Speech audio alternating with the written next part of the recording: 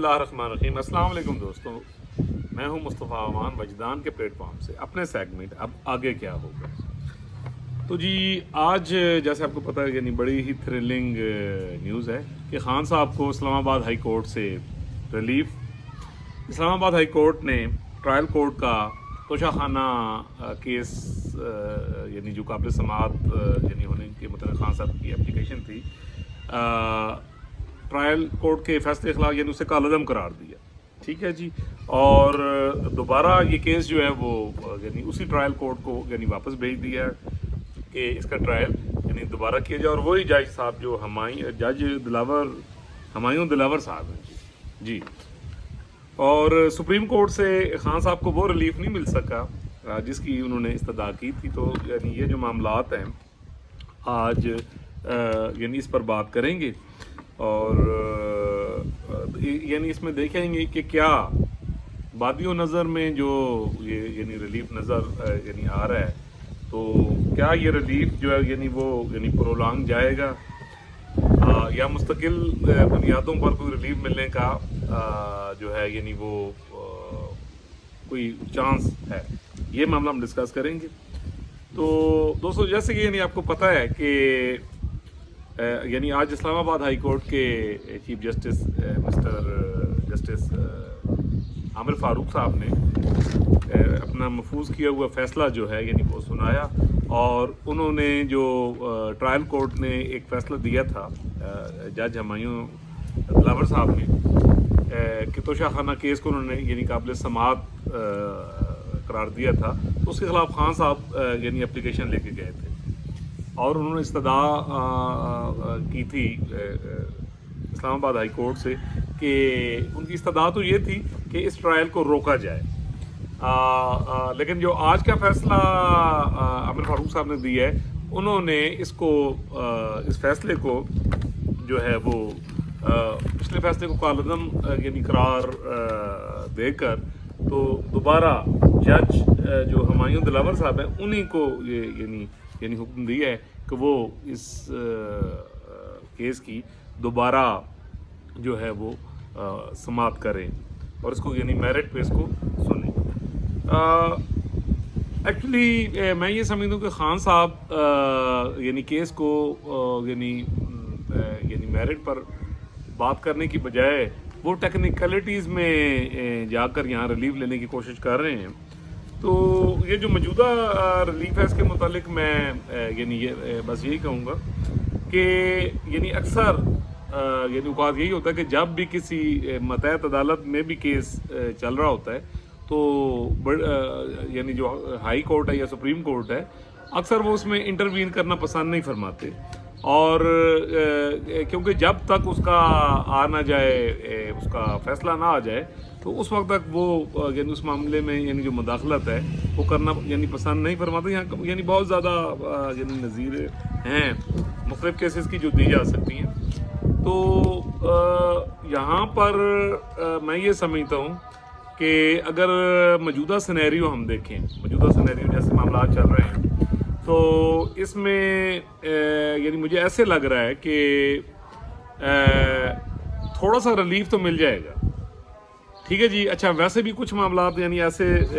यानी हो रहे हैं कि मुल्क का जो यानी आइंदा जो सिनेरियो ख़ास तौर पर जुडिशल लेवल पे भी, हाई लेवल पे भी आप यानी जैसे कि आपको पता है कि आइंदा एक सवा माह तक यानी वैसे बहुत ज़्यादा चेंजिंग्स आ रही हैं। अच्छा, ज़ाहिर बात है जब चेंजिंग्स आती हैं, पर्सनैलिटीज़ चेंज होती हैं, तो डेफिनेटली उसकी जो यानी सिम्प भी होती है सम टाइम, डेफिनेटली वो भी जो है यानी अब एक नई सूरत हाल जो है यानी वो लाजमी इख्तियार करती है। तो मैं ये समझता हूँ कि यानी बादियों नज़र में तो आपको ये लग रहा है कि जी फ़ैसला जो है वो यानी खान साहब के हक़ में है। और बात तो एक दो दोस्त हैं भी, वो मेरे एक दोस्त बात कर रहे थे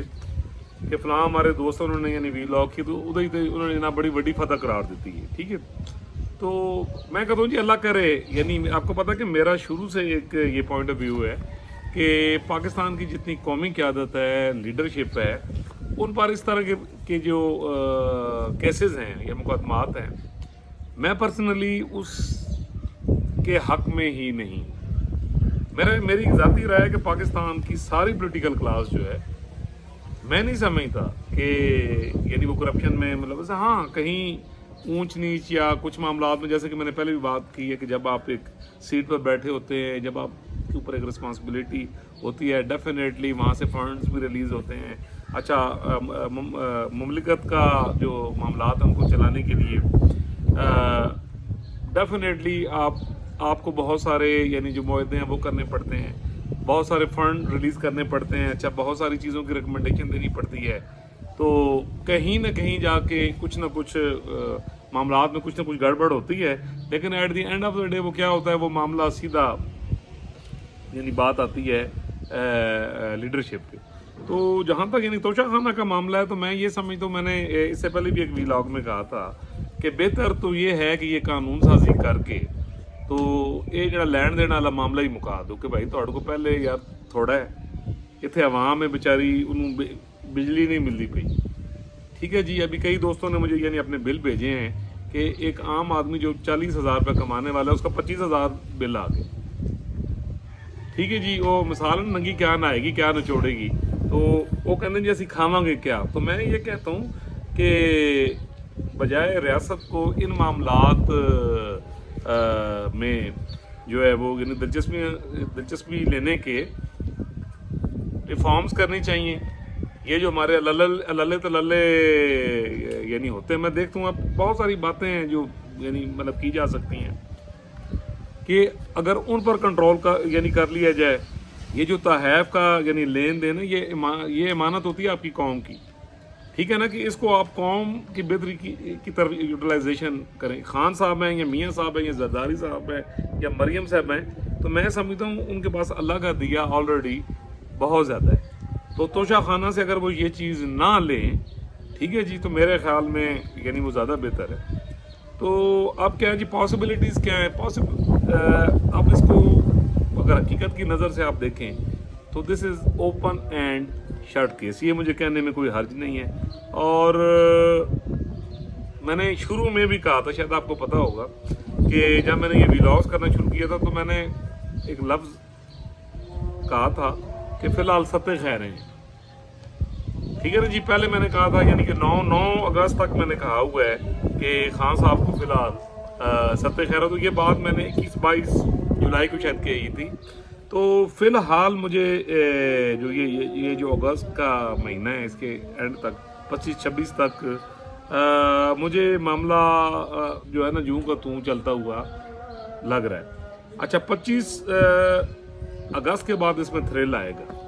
ٹھیک ہے جی۔ اور مجھے ایسا لگ رہا ہے کہ کہیں یہ جو ٹرائل کورٹ کا جو فیصلہ ہے یہ سپٹمبر کے کہیں آپ کہہ لیں 10, 12, 13, 14، ٹھیک ہے جی، کہ ان تاریخوں میں کہیں آئے گا اور اس کے بعد پھر یہ پروسیس آگے مطلب چلے گا۔ تو اسی طرح آج جی سماعت سپریم کورٹ آف پاکستان میں بھی ہوئی، 3 رکنی یعنی بینچ تھا، جسٹس مسز جسٹس یحییٰ فریدی صاحب، مظاہر علی نقوی صاحب اور جسٹس محترمہ مسرت العلی صاحب۔ تو مظاہر علی نقوی صاحب جو تھے وہ کوئی ذاتی مصروفیت کی وجہ سے لاہور تشریف چلے گئے وہ، تو اس وجہ سے اس ویکیوم کو پورا کرنے کے لیے بینچ میں جسٹس حسن اظہر رضوی صاحب جو ہیں ان کو شامل کیا گیا، اور یہ یعنی پروسیڈنگ ہوئی، کراس کوشچننگ بھی ہوئی۔ معزز جسٹس یحییٰ فریدی صاحب نے مطلب کئی ریلیونٹ جو ہیں یعنی وہ کوشچنز اٹھائے، اور انہوں نے جو ہے اس پہ یعنی اپنی یعنی رائے بھی دی کہ سپریم کورٹ ڈائریکٹلی ڈیفینیٹلی کسی بھی پروسیڈنگ کو یعنی روکنا پسند نہیں کرتی یا نہیں روک سکتی، یعنی ایسے کہہ لیں تو انہوں نے بالکل مطلب یعنی قانون کو فالو کیا، اور at the end of the day انہوں نے یہی فرمایا کہ آپ اسلام آباد ہائی کورٹ کے فیصلے کا جو ہے وہ کر لیں، انتظار کر لیں، کیونکہ پھر اس کے بعد آپ کے پاس یعنی اپیل کا یعنی حق ہوتا ہے، تو پھر آپ کو سپریم کورٹ میں ہی آنا چاہیے۔ تو میں یہ کہوں گا کہ اگر اس کو تھوڑا سا ٹیکنیکلی دیکھ لیں، تھوڑا سا یعنی जो यानी लॉ है, जितनी मुझे समझ है, ये एक डिलेइंग टैक्टिस तो हो सकता है, but in the long run Khan साहब को इसमें जो है वो रिलीफ मिलता हुआ नज़र नहीं आएगा। अच्छा, यहाँ पर आपको ना एक और डिस्क्रिमिनेशन नज़र आएगी कि मुझे बड़ी अच्छी तरह याद है कि जब तोशा खान पनामा फ्रॉड केस हो रहा था और वो JIT और नैब अदालत और मियाँ साहब और मरियम बीबी ने आलमोस्ट 190-95 के करीब 200 के करीब आलमोस्ट वो की पेशियाँ जो हैं वो भुगती, तो उसमें कहीं अगर इस्तदा की भी गई वज़ीर आज़म की तरफ से, तो उनको यानी रिलीफ नहीं दिया गया उस वक्त के जो यानी हमारी कोर्ट्स थी। और इवन मैं ये समझता हूँ कि जब मियाँ साहब के ख़िलाफ़ एक अजीबोगरीब फैसला यानी वो दिया गया था नैब की अदालत में, जिस दिन मियाँ साहब तशरीफ़ लाए थे मरियम बीबी के साथ, तो उससे पहले उन्होंने इस्तदा 1 हफ़्ते की थी कि 1 हफ़्ता आप इसको रोक ले। मेरी जो एहली हैं वो मोहतरमा कलसूम नवाज शरीफ साहबा, वो शदीद अलील हैं, तो 1 हफ़्ते का मुझे वक्त दे दें। 1 हफ़्ते के बाद जनाब मैं बिल्कुल यानी कोर्ट में हाज़िर हूँगा और मेरे सामने जो वो उसका फ़ैसला सुनाया जाए। लेकिन जो हमारी अदालतें अब, ठीक है जी, उन्होंने जो कुछ किया यानी वो आपके सामने। मैं ये समझता हूँ कि मैं तो पहले आपको कह रहा हूँ कि पॉलिटिकली फिगर्स के ख़िलाफ़ इस तरह की प्रोसीडिंग या इस तरह के फ्रॉड बाजियाँ ये होनी ही नहीं चाहिए। लेकिन ये जो एक इम्तियाजी सलूक होता है कि उनके साथ कुछ और हो रहा था, अच्छा अब कुछ और हो रहा है, ये डेफिनेटली ये आपके मुल्क में एक बदअमनी, एक नफ़रत, अदारों पर जो यानी इतमाद होता है, इन मामलात को ख़राब करता है। तो मैं ये समझता हूँ जी कि ये यानी सोचना चाहिए, रियासत को भी सोचना चाहिए, हमारे जो जुडिशल सिस्टम है यानी उसको भी देखना चाहिए कि भाई सब के लिए कानून आप यानी बिल्कुल यानी बराबर रखें और कोई भी कानून से बालातर नहीं। और आखिरी बात जनाब मोहतरम इमरान खान साहब, उनके रवैये पे मैं ये कहूँगा, मुझे बड़ी अच्छी तरह याद है कि उन्होंने एक नारा मुतारफ़ कराया था कि चोरी नहीं की तो तलाशी देने में क्या हर्ज है। ठीक है जी, अदालतों का एहतराम करें। तो मेरे ख्याल में उन्हें, खान साहब को मैं पहले भी मशवरा दे चुका हूँ कि खान साहब को चाहिए कि आप अदालतों में जाएं,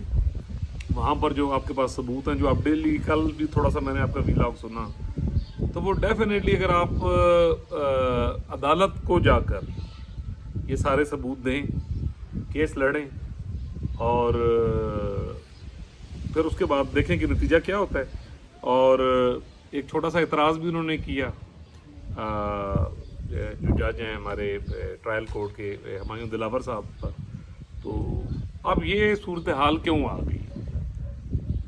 देखें ना, ये एक बड़ी शर्मनाक सूरत हाल है एक कौम के लिए कि उन्हें अपने जजेस पर ही इतमाद नहीं, कि जिसको दिल करता है वो जनाब उन पर एतराज़ करता है। अच्छा, इस पर मैं एक पूरा विलाग करूँगा कि ये जो बेतुकीरी, ख़ास तौर पे ये लास्ट 3-3.5 सालों में जिस तरह यानी हमारी कोर्ट्स की बेतुकीरी हो रही है, जिस तरह उनके फैसलों पे अमल नहीं हो रहा, तो इस पर एक पूरे विलाग की ज़रूरत है कि ये असल में ये मुजरमाना फेल किसका है या गफलत किसकी है। तो इस पर ये हम यानी विलाग करेंगे। अल्लाह ताला पूरी दुनिया पर, पाकिस्तान पर अपना रहम करे, खुश रहें। और काइंडली अगर आपको मेरा वीलॉग पसंद आया तो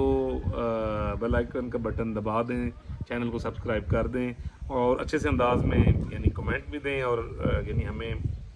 बताते रहें आपको कैसा लग रहा है। इंशाल्लाह मिलेंगे जी अगले वीलॉग।